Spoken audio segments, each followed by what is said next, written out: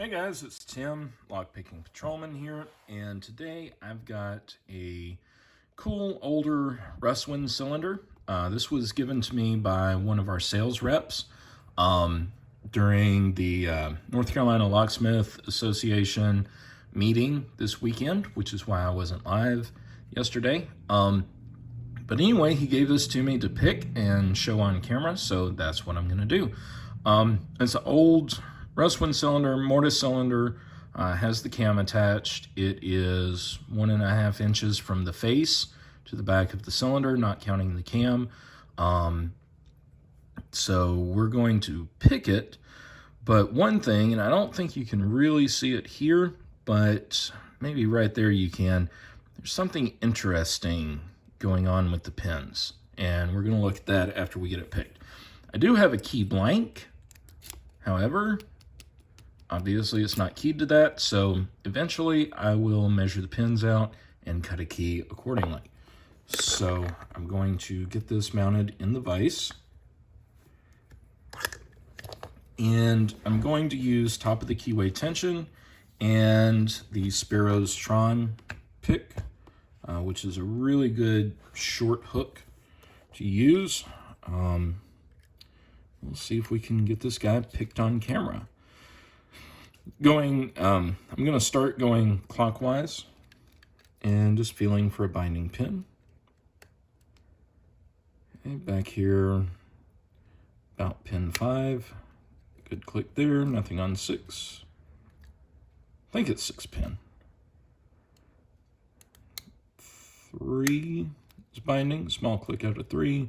Come back, 1 is bound. 2, got to click there. 3 is loose. 4, got to click there. 5. Nothing really on 6. 5 still feels set. Let's go back through. Okay, 1, got another click there. You know, something interesting that I learned in one of the classes I was in this weekend is that Russwin Lock Company was founded in 1839 by Henry Russell and Cornelius Irwin. Corbin, which of course today we think of Corbin Russwin, Corbin was actually founded by Philip and Frank Corbin and Ed Doan in 1849, and they both merged in 1902 to become the American Hardware Corporation. In 1964, Emhart acquired that company, and then years later, Assa Abloy acquired Emhart and merged the lines, forming Corbin Russwin. So I'm not sure exactly when this lock dates from, just by the Russwin name. But it's definitely got some age on it. Rough guesstimate, maybe in the 70s. There we go, we got it open. So, let's get the vise out of the way, and we'll move the camera to where we can see a little bit better. Bring over the pinning tray. Sorry about the mess on the desk. And to my rep, Caesar, I'm sorry I'm having to use this screwdriver. I don't have one with your company's name on it. Maybe you can fix that for me one day. But this is the one that I have that fits. Sitting right here in front of me. So, let's see. And I hope that my follower will work. The diameter of the plug is a little bit larger in these than most, I guess, standard size locks like we're used to, like Schlage and Kwikset.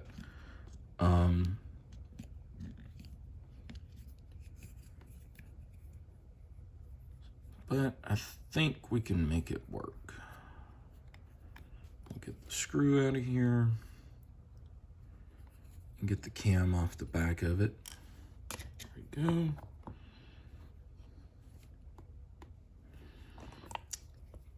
We'll get the cam off of it. There we go. All right, so pins are going to be facing us. I did get this follower from you at the trade show in Columbia. I'll follow it through. It is a 6-pin. So now let's very carefully empty the pins out. And I'll zoom in a little bit so you can see what's going on. Chamber 1. I did figure that there were master pins in here. I believe that's how they came out. And of course, master pinning does make a lock easier to pick. Let's see. I'll arrange these here in just a second. I just want to get them dumped out.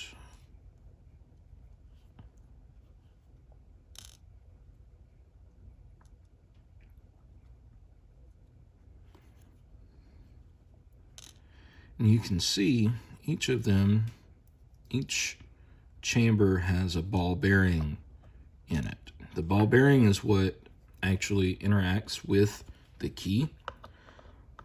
And that's done for locks that are heavily used on a regular basis.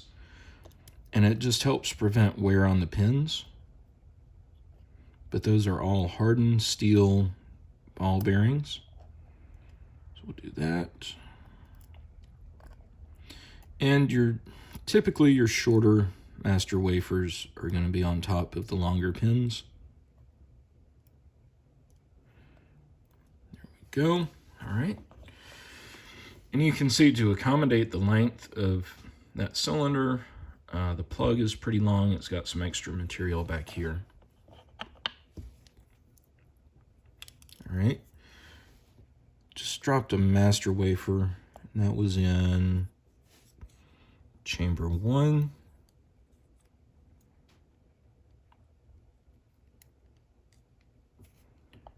Driver, and we'll get the spring.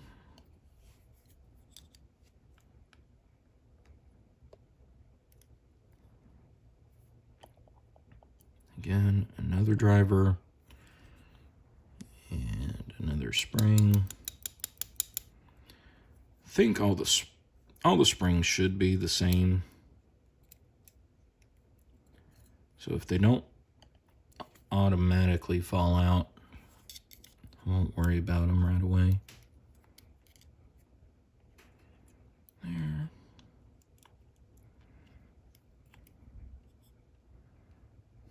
There. And we'll go in from the back to get the last 2. You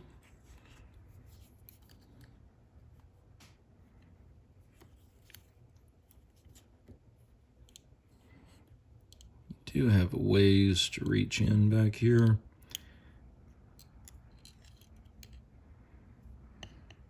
There's 6. No security pins in here, which really isn't a surprise. There we go. And then we'll dump the springs out.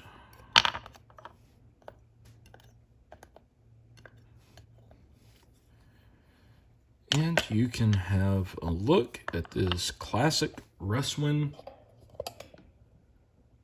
mortise cylinder. There we go. So we have, of course, master wafers, and I would assume that having an extra wafer in the first chamber might be part of a grand mastering system, so you would have 2 master keys. A master key for one section, and then, well, you would have your change key, your master key, and then a grand master key. So you'd have 3 keys that could operate this lock. That's my assumption. I may be wrong, but that's what I'm going off of. Anyway, you can see everything is standard, no spools or serrated pins, but it does have very, very tight manufacturing tolerances. So that does kind of help with pick resistance. Also, getting your pick on the ball bearings can be kind of tricky sometimes. But anyway, that's all I've got today. Caesar, thank you very much for giving me this lock. It will stay in my collection, and eventually one day I will measure these pins out and make a working key for it. So folks, thanks for watching. Until next time, stay safe, stay happy, stay healthy, and stay out of trouble. We'll see you next time.